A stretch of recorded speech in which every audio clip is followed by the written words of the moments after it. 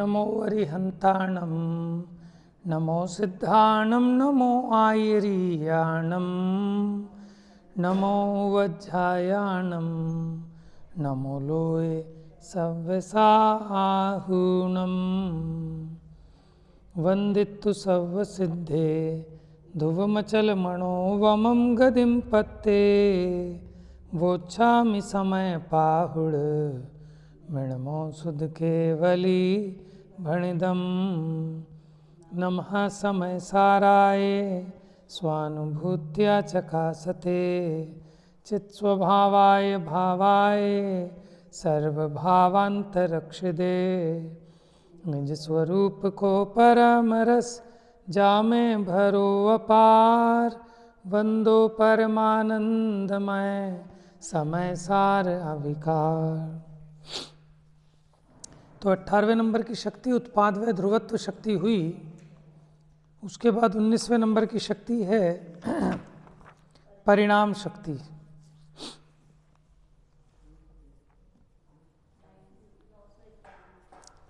तो यहाँ कहते हैं पेज नंबर क्या है, हाँ तो उसमें तो एक लाइन में है 951।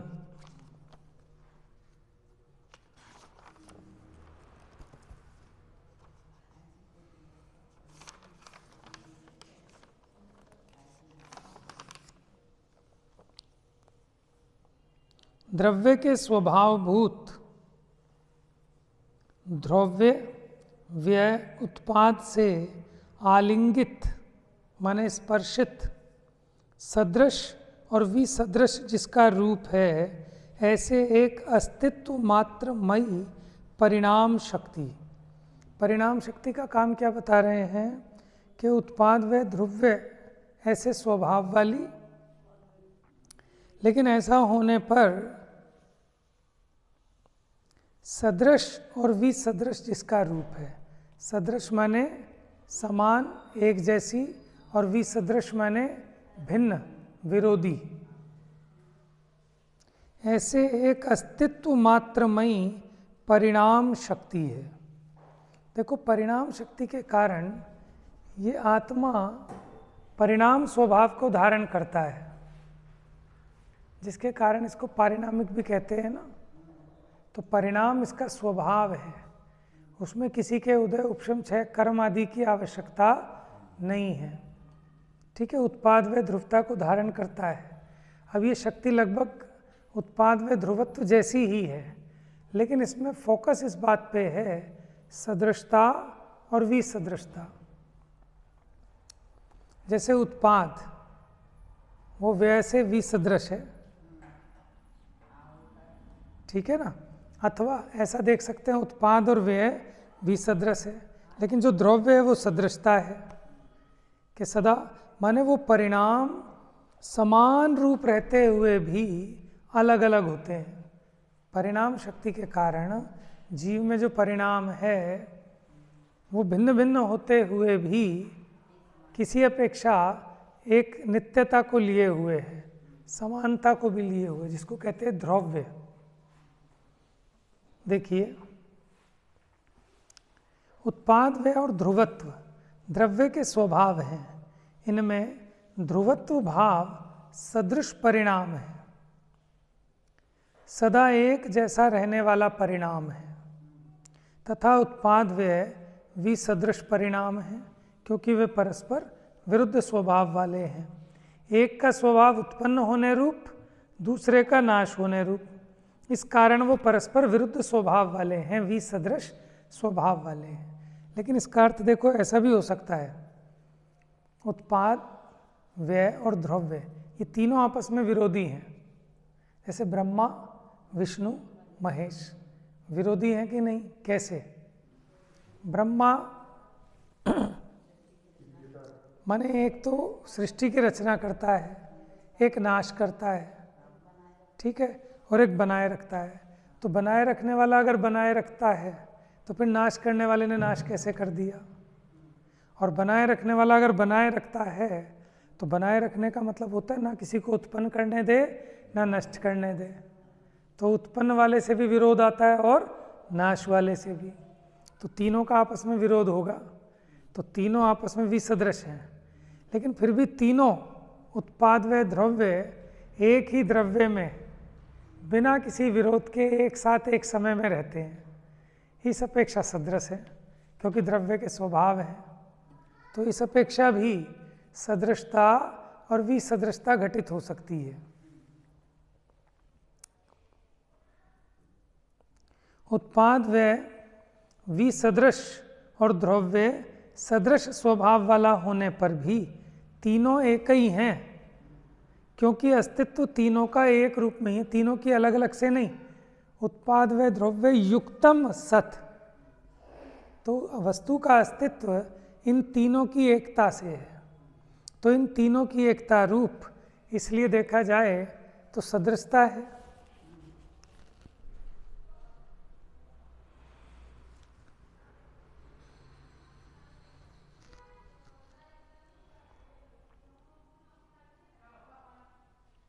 तो जो इससे पहले वाली शक्ति थी उत्पाद व ध्रुव,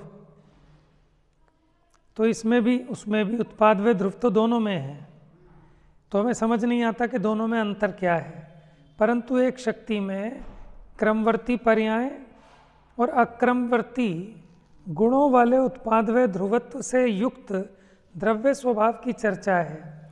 तो दूसरी ये जो परिणाम शक्ति है, इसमें उत्पाद व द्रव्य में विद्यमान सदृशता विसदृशता की एक रूपता की चर्चा है। मुझे ख्याल नहीं आ रहा, मैंने बहुत पहले एक गणेश प्रसाद जी वर्णी की या मनोहर लाल जी वर्णी की एक छोटी सी बुक थी, उसमें इन शक्तियों का प्रकरण था। उन्होंने 47 शक्ति की जगह 56 शक्तियाँ गिनाई हैं,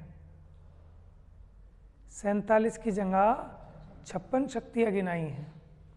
उसमें एक वैभाविक शक्ति भी गिनाई, और एक्चुअल में तो परिणाम शक्ति का ही रूप है, जो विभाव रूप परिणमन करे, स्वभाव रूप परिणमन करे, वो परिणाम शक्ति का ही काम है। अगर उसमें परिणाम शक्ति ना हो तो वो ना तो स्वभाव रूप परिणाम को करे, ना विभाव रूप परिणाम को करे, ना सदृश को करे, ना विसदृश को करे। तो परिणाम शक्ति की ये चर्चा हुई।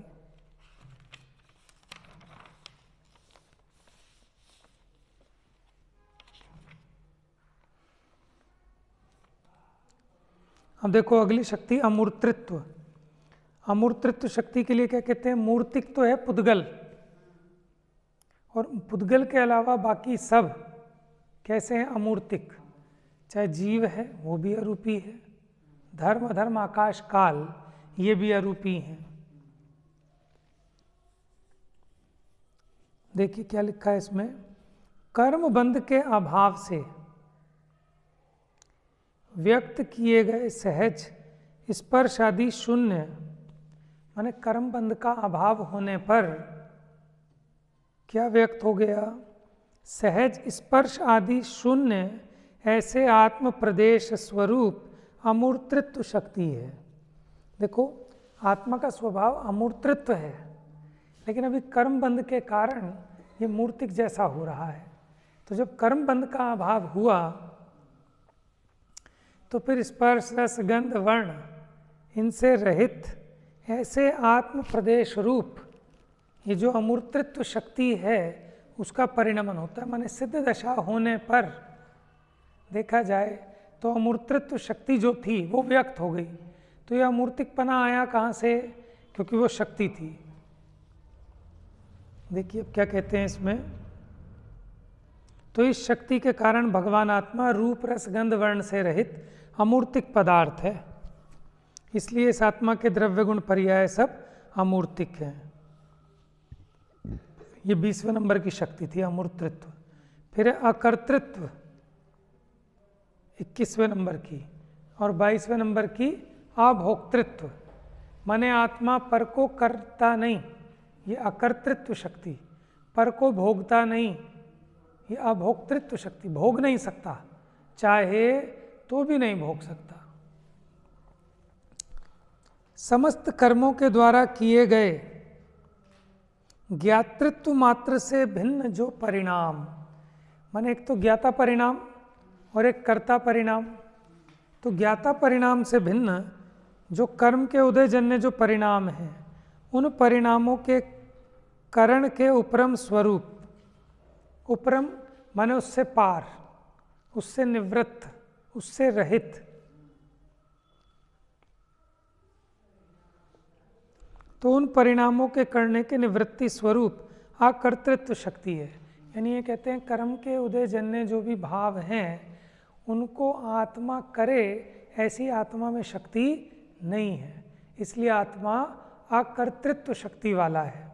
उसी प्रकार एक अपने ज्ञाता मात्र के अलावा जो कर्म के उदयजन्य जो भाव हैं उनको आत्मा भोगे ऐसी आत्मा में शक्ति नहीं है।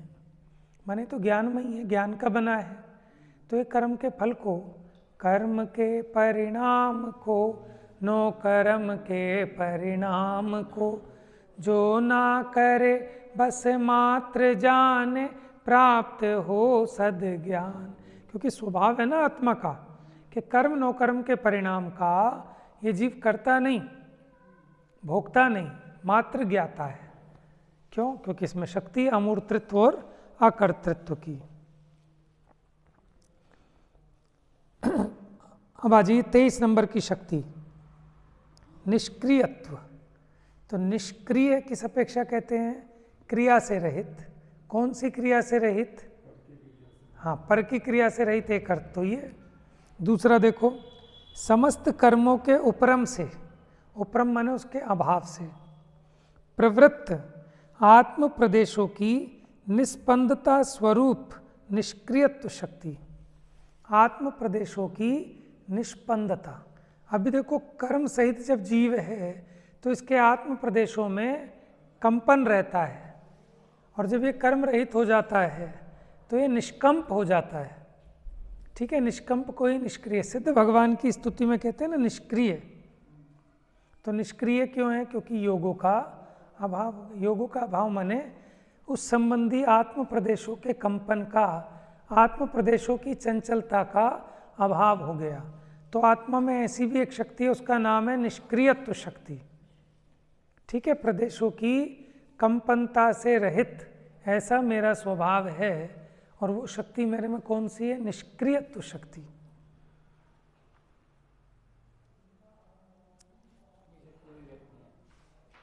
हाँ, शक्ति है, ताकत है। अगली कौन सी आ गई? अब 24 नंबर की शक्ति, क्या नाम? नियत प्रदेशत्व शक्ति। नियत माने निश्चित, प्रदेशत्व के निश्चित प्रदेश वाला रहे ऐसी इसमें शक्ति है। भले ही चींटी के शरीर में जाता है तो वहाँ संकोच हो जाता है आत्म प्रदेशों का। ठीक है, महामत्स्य के शरीर में जाकर जन्म ले तो बहुत फैल जाते हैं आत्मा के प्रदेश, विस्तार को प्राप्त हो जाते हैं। लेकिन विस्तार को प्राप्त हों, संकोच को प्राप्त हों, फिर भी प्रदेशों की संख्या नियत रहती है, जितने हैं उतने, न कम होते न ज़्यादा होते। ऐसी शक्ति है आत्मा में।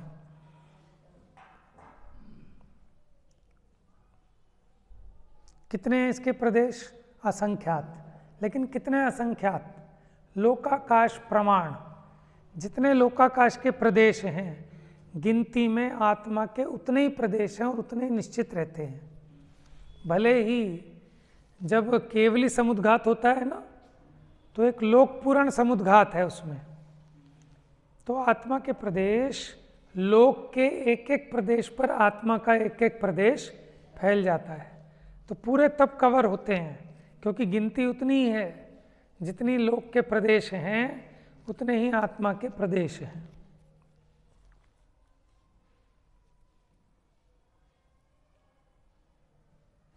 लेकिन आत्मा में जितने प्रदेश हैं, भले ही वो कितने ही आकारों को चेंज करे, वो प्रदेश नियत जितने थे उतने ही रहते हैं, कम बढ़ती नहीं होते। हाँ, तो भी प्रदेश उतने ही रहते हैं, उनका संकोच हो जाता है,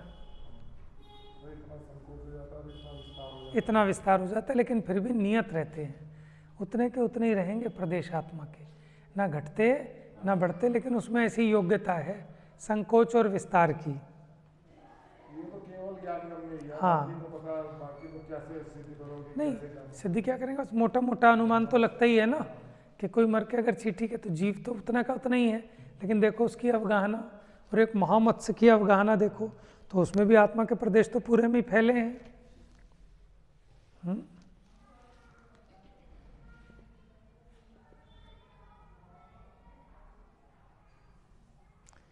25वें नंबर की शक्ति स्वधर्म व्यापकत्व शक्ति।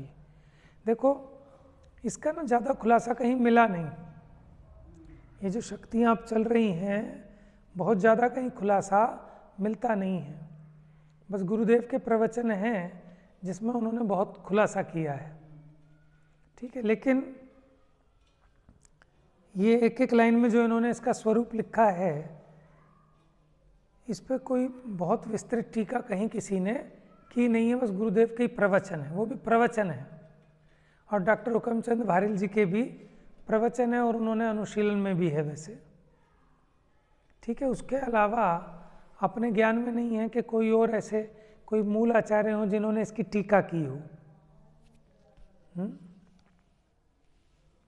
क्योंकि कलश टीका है, कलशों की तो टीका हुई, लेकिन ये तो उसकी गद्दे है ना, तो इसकी टीका नहीं मिली मुझे कहीं। हाँ, एक जगह मिल सकती है, परम अध्यात्म तरंगिनी है, उसमें भी ढूंढूंगा, तो उसमें भी मिलेगा, तो कुछ नई बात होगी तो बताएंगे आपको।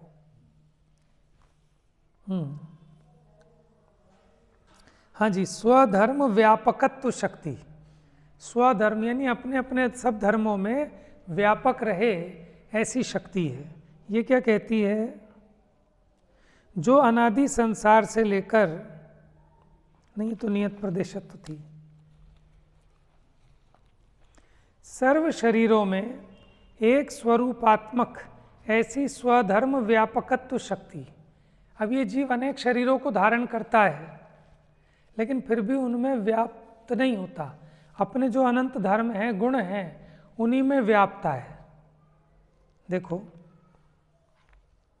ये भगवान आत्मा अपने धर्मों में ही व्याप्त होता है, शरीर आदि में नहीं, क्योंकि इसमें स्वधर्म व्यापकत्व नाम की शक्ति है।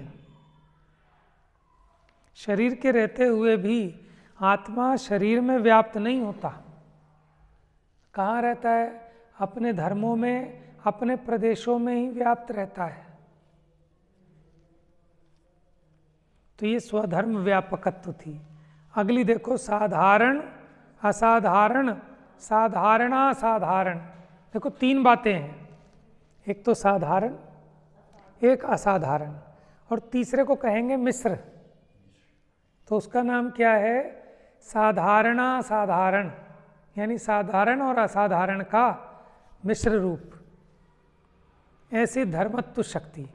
तो अब देखो आत्मा में कुछ धर्म ऐसे हैं कि जो साधारण हैं। साधारण किसे कहते हैं? जो सभी द्रव्यों में पाए जाएं। ऐसा कौन सा धर्म है आत्मा में? अस्तित्व, वस्तुत्व, प्रमेयत्व, ये सभी द्रव्यों में पाए जाते हैं ना, तो ये हो गए साधारण धर्म। अच्छा, असाधारण धर्म कौन से हैं? जो सभी द्रव्यों में ना पाए जाएं, अपने अपने में पाए जाएं। जैसे जीव का ज्ञान, दर्शन, चेतना, ये अन्य द्रव्यों में नहीं है, ये कैसा हो गया? असाधारण। लेकिन कुछ ऐसे हैं साधारण असाधारण, सामान्य, मिश्र, माने सभी द्रव्यों में तो नहीं है, लेकिन किसी भी द्रव्य में ना हो, अकेले मुझ में हो, ऐसा भी नहीं है। जैसे अमूर्तिक, तो अमूर्तिक को साधारण तो नहीं कह सकते, क्योंकि सभी 6 के 6 द्रव्यों में तो नहीं है, क्योंकि पुद्गल में अमूर्तिकपना नहीं है, पुद्गल तो मूर्तिक है। इस अपेक्षा ये कैसा हो गया? असाधारण हो गया। लेकिन फिर भी बाकी 4 द्रव्यों में तो है ना, धर्म, अधर्म, आकाश, काल, इनमें तो है ना अमूर्तिकपना, तो इसलिए साधारण भी हो गया। तो ये कहलाया मिश्र। साधारण असाधारण है,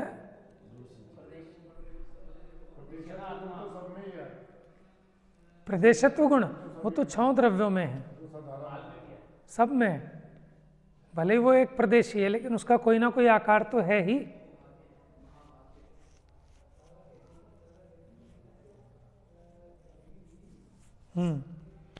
देखिए पढ़ता हूं इसमें थोड़ा सा। तो ऐसे ये जो हमने 3 प्रकार के धर्म बताए, इन सबको एक साथ आत्मा धारण करके रखता है। ऐसी शक्ति वो कहलाती है साधारण, असाधारण, साधारण, असाधारण धर्मत्व शक्ति। इसके बाद है अनंत धर्मत्व शक्ति, कि आत्मा में अनंत धर्म है, सबके अपने अपने अलग अलग न्यारे न्यारे लक्षण हैं, फिर भी वो सब एक साथ आत्मा में रहते हैं। इसका नाम है अनंत धर्मत्व शक्ति।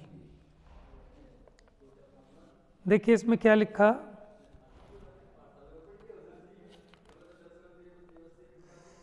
विलक्षण माने परस्पर भिन्न भिन्न लक्षण युक्त, अनंत स्वभावों से भावित माने अनंत स्वभाव रूप परिणमित, ऐसा एक भाव जिसका लक्षण है वो अनंत धर्मत्व शक्ति है। माने अनंत स्वभावों को लिए हुए आत्मा का एक ऐसा स्वभाव है, उसका नाम है अनंत धर्मत्व शक्ति। अब अगली इन अनंत शक्तियाँ तो हैं, लेकिन अनंत शक्तियों में विरुद्ध वाली भी हैं कि जो आपस में एक दूसरे से विरोधी है? जैसे तत् अतत्, एक अनेक, ऐसे है ना विरुद्ध धर्म, तो वो भी आत्मा में रहें, ऐसी विरुद्ध धर्मत्व शक्ति है। अगली शक्ति देखो, अनंत धर्मत्व के बाद विरुद्ध धर्मत्व शक्ति, तो कहते तद्रूपमयता, तद्रूप भवन, ऐसी तद्रूपमयता और अतद्रूपमयता जिसका लक्षण है, माने उस रूप हो और उस रूप नहीं हो। जैसे एक तत्पना बताया था ना आपको, तत्पना अतत्पना, तो ये कैसा हो गया, विरुद्ध हो गया। तो उस रूप हो उस रूप नहीं हो, ऐसी विरुद्ध धर्मत्व शक्ति। जैसे हाँ, तो अनंत धर्म में तो ये स्पष्ट हो गया कि भिन्न भिन्न लक्षण वाले अनंत धर्म आत्मा में एक साथ रहते हैं। पर यह बात स्पष्ट नहीं हो पाई थी कि क्या परस्पर विरुद्ध स्वभाव वाले धर्म भी एक साथ एक आत्मा में रह सकते हैं। अनंत रहते हैं तो समझ में आ गया, लेकिन जिनका स्वभाव विपरीत हो, विरोधी हो, क्या वो भी रह सकते हैं? कि हाँ, उसकी भी शक्ति है, वो यहाँ बताया। इस विरुद्ध धर्मत्व शक्ति में मात्र यही बताया कि भगवान आत्मा में न केवल अनेक लक्षण गुण एक साथ रहते, लेकिन परस्पर विरुद्ध प्रतीत होने वाले धर्म भी, जैसे एक, अनेक, नित्य, अनित्य। अब अगली है तत्व शक्ति। और अब कहा कि एग्जाम्पल तो दे दो कुछ कि विरुद्ध धर्म में कैसे धर्म है, जैसे तत्व और अतत्व। अब तत्व माने क्या होता है, तद भवन रूपा तत्व शक्ति, कि उस रूप होना वो तत्व शक्ति है, और अतत्व माने उस रूप नहीं होना, ये अतद भवन अतत्व शक्ति है। जैसे हमने कहा था आत्मा को अस्ति भी कहा और नास्ति भी कहा, तो अपने स्वद्रव्य क्षेत्र काल भाव रूप परिणमित होता है, इसलिए अस्ति है, और परद्रव्य के क्षेत्र काल भाव रूप परिणमित नहीं होता, इसलिए नास्ति है। तो तत्व शक्ति और अतत्व शक्ति में क्या कहा, देखो स्वधर्म व्यापकत्व शक्ति में ये बताया कि भगवान आत्मा अपने सभी धर्मों में व्याप्त रहता है।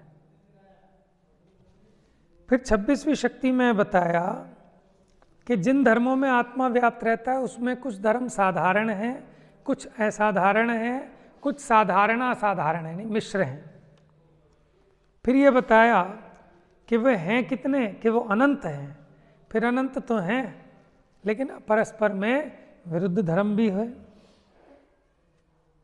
ऐसे परस्पर विरोधी धर्मों को धारण करने की शक्ति इस भगवान आत्मा में, उसका नाम विरुद्ध धर्मत्व। तो फिर ऐसे विरुद्ध धर्म कौन से हैं, उनकी चर्चा करते हुए तत्व अतत्व शक्ति रूप बता रहे हैं कि होने रूप शक्ति तत्व शक्ति, और उनसे जो भिन्न पदार्थ हैं उन भिन्न पदार्थों के धर्म रूप होने की मुझ में शक्ति नहीं है, इसका नाम है अतत्व शक्ति। फिर इससे आगे और आएंगी एक, अनेक, भाव, अभाव, ये भी सब विरुद्ध शक्तियां हैं।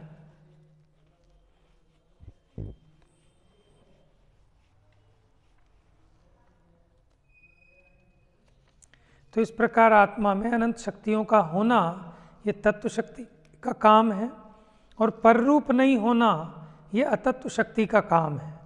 माने स्वचतुष्टय रूप तो रहता हूँ, लेकिन पर चतुष्टय रूप ये तत्व अतत्व शक्ति है। दोनों शक्तियाँ आ गई इसमें 29 और 30 नंबर की।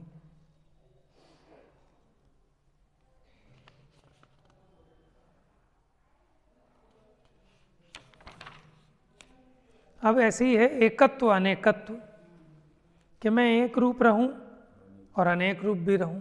अब एक रूप कैसे रहूं, देखो क्या लिखा है यहाँ पर, अनेक पर्यायों में व्यापक ऐसी एक द्रव्यमयता रूप एकत्व शक्ति। माने द्रव्य अनेक पर्यायों में परिणमता है, लेकिन फिर भी एक रूप रहता है, चेतन चेतन रूप रहता है। ये हो गई एकत्व शक्ति। अब एक द्रव्य से व्याप्य जो अनेक पर्याय उसमें पने रूप, लेकिन ये अनेकाकार भी होता है। जिस समय जिस भाव को प्राप्त होता है उस समय उस भाव से तन्मय होता है। तो ये द्रव्य का ऐसा स्वभाव है, ऐसी शक्ति है कि वो एक रूप रहकर भी अनेक रूप होता है, और अनेक रूप होकर भी अपने एक पने को नहीं छोड़ता। तो ये दो शक्तियाँ हुई, एकत्व शक्ति और अनेकत्व शक्ति। अब ये 6-7 शक्ति हैं, भाव शक्ति, अभाव शक्ति, भाव भाव शक्ति, अभाव अभाव शक्ति, भाव अभाव अभाव भाव, फिर अंत में फिर एक आएगी भाव शक्ति। तो ऐसे 6-7 शक्तियां हैं। देखो इसमें कैसे, भाव का मतलब होता है होना और अभाव का मतलब होता है नहीं होना। भाव भाव जो होने योग्य थी उसी का होना, अभाव अभाव जो नहीं होने योग्य थी उसका नहीं ही होना। भाव अभाव के जो होने रूप है जो है उसका अभाव भी होगा, और जिसका अभी अभाव है उसका भाव भी होगा। इस प्रकार ये कार्य के नियामक 6 शक्तियाँ हैं कि कब कौन सी पर्याय होगी, कब कौन सा कार्य होगा, उसको बताने वाली ये 6 शक्तियाँ। इस 6 शक्तियों को थोड़ा ध्यान से पढ़ते हैं। देखिए क्या लिखा, पहली विद्यमान अवस्था युक्तता रूप भाव शक्ति। माने द्रव्य कोई ना कोई अवस्था से युक्त रहे, बिना अवस्था के नहीं रहेगा, कोई ना कोई अवस्था तो रहेगी ही। ये क्या है, भाव शक्ति।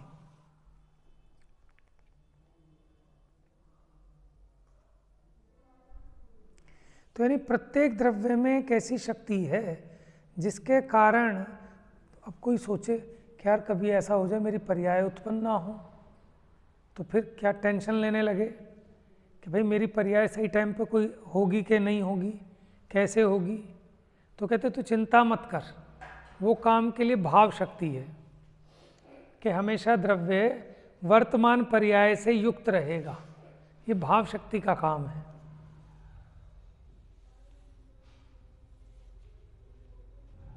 अच्छा चलो, वर्तमान शक्ति से तो, वर्तमान पर्याय से तो सहित रहेगा, लेकिन कोई आगे पीछे की पर्याय भी उसी टाइम में आ गई तो भाव शक्ति है। कहीं ऐसा ना हो कि होनी तो एक है, हो जाए 2 पर्याय, बाद वाली पर्याय भी कहीं पहले ना आ जाए।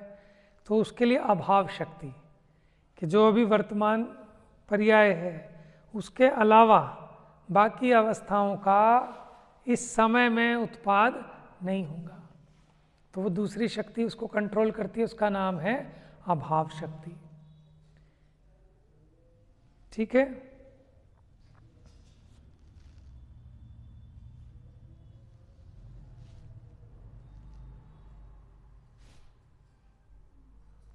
अच्छा, अब ये जो अवस्था हुई, अब ये मिटेगी भी कि नहीं मिटेगी, कि ये कैसे मिटेगी, इसको अगले समय कौन आके हटाए। तो उसके लिए भी एक शक्ति है भाव अभाव शक्ति, कि जिसका भाव था ना उसका अभाव हो जाए। इसी प्रकार जो अभी है नहीं वो पर्याय होगी कि नहीं होगी, तो अभाव भाव शक्ति, कि जैसे हमें आज सिद्ध दशा नहीं है तो होगी कि नहीं होगी, कि अभाव भाव शक्ति है ना, कि जिसका आज अभाव है कल को उसका भाव भी हो सकता है। ठीक है। तो अभाव भाव शक्ति क्या कहती है? जो आज नहीं है वो हो सकता है। अच्छा, अब इसका नियामक कौन है कि किस समय कौन सी होगी? तो उसके लिए भाव भाव शक्ति, भाव भाव डबल बार, कि जो होने योग्य है वही होगी, अन्य नहीं होगी। बात समझ में आ रही है? कि भाव भाव चिंता मत करो, कि जो होने योग्य है वही होगी, उसके अलावा कोई नहीं होगी। और जो नहीं होने योग्य है वो नहीं ही होगी।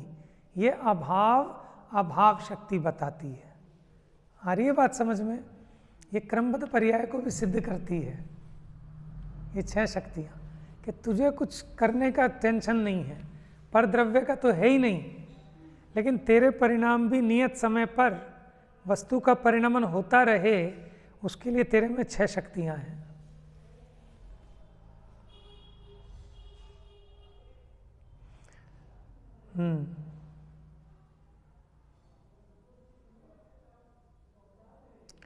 तो जो पर्याय जिस समय होनी है वही होगी, वह पर्याय उसी समय नियम से होगी।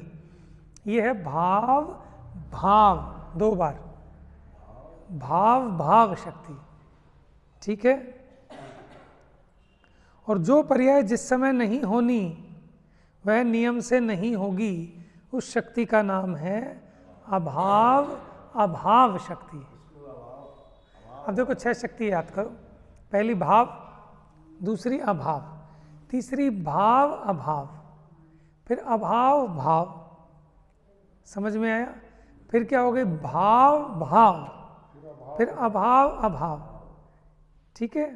भाव शक्ति के माने द्रव्य अपनी वर्तमान अवस्था से युक्त होगा ही। अभाव शक्ति के वर्तमान अवस्था के अलावा कोई अवस्था नहीं होगी। भाव अभाव की जो अवस्था हुई वो अगले समय अपने आप ही उसका अभाव होगा, और जिसका आज अभाव है कल उसका भाव होगा। तो अभाव भाव, फिर भाव भाव शक्ति कि जो होने योग्य है वही होगी, ये भाव भाव शक्ति। जो नहीं होने योग्य है वह नहीं ही होगी, ये अभाव अभाव शक्ति। बात समझ में आई? तो ये 6 शक्तियों का स्वरूप ये सिद्ध करता है कि जिस द्रव्य की जो पर्याय जिस समय अपने उपादान के अनुसार जैसी होनी होती है वो उस समय स्वयं नियम से उसी समय वैसी होती है। उसमें पर पदार्थ की कोई रंच मात्र अपेक्षा नहीं है।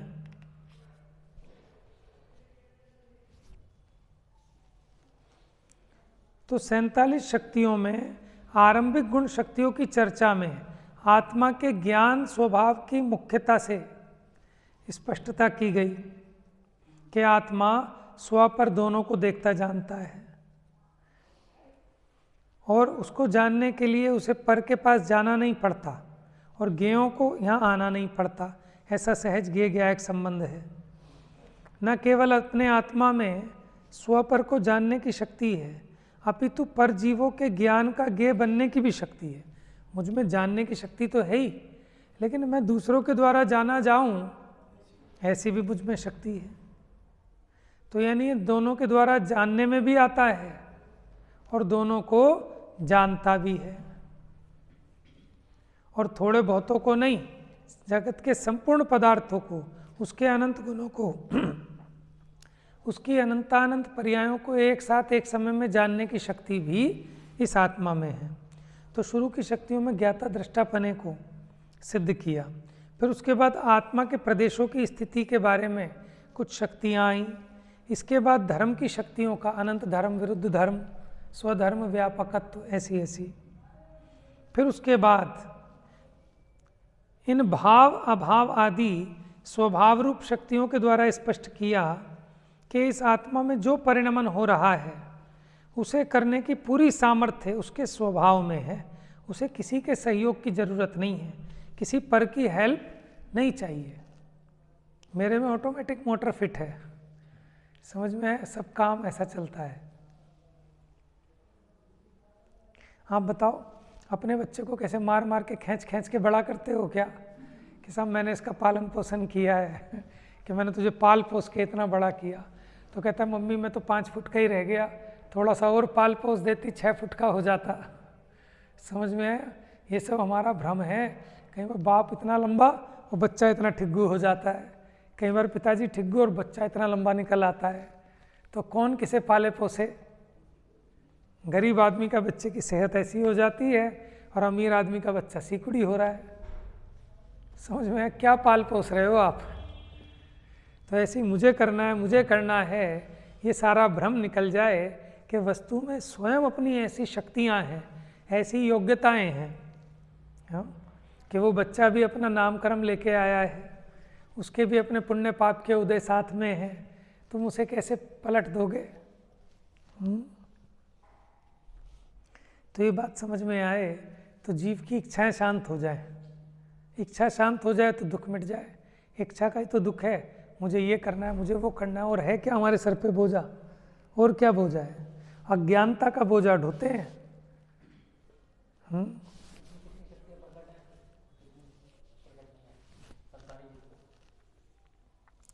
देखो बहुत सारी शक्तियाँ तो ऐसी हैं कि जो सदा काल सबको प्रकट रहती हैं। अब इसमें से हमने उस तरह से तो विचार किया नहीं, लेकिन आप ये देखो जैसे जीवत्व है, बताओ प्रकट है कि नहीं? चिति, दृषि, ज्ञान, सुख प्रकट है। क्या सुख प्रकट है? उसका विभाव परिणमन हो रहा है बस। समझ में? जीवत, चिति, शक्ति, दृषि, ज्ञान, सुख, वीर्यत्व शक्ति प्रकट है, तभी तो ये जीव में स्वरूप की रचना हो रही है। नहीं तो जीव जीव नहीं रहता, अजीव हो जाता, मर जाता। समझ में? ऐसे बहुत निकल जाएंगी।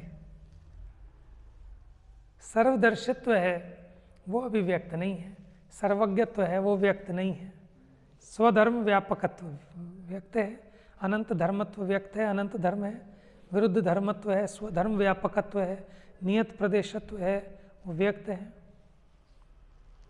एक्चुअल में क्या है, इन शक्तियों में बहुत सारे तो स्वभाव हैं, बहुत गुण हैं, ठीक है, कुछ योग्यताएं हैं, कुछ धर्म युगल हैं।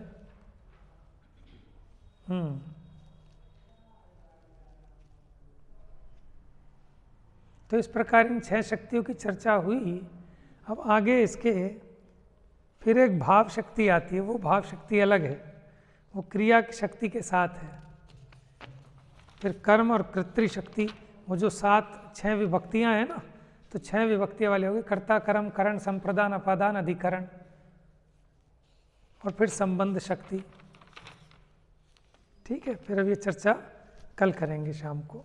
जा वाणी के ज्ञान से सूझे लोकालोक, सो वाणी मस्तक नमो सदा देत हूँ धो।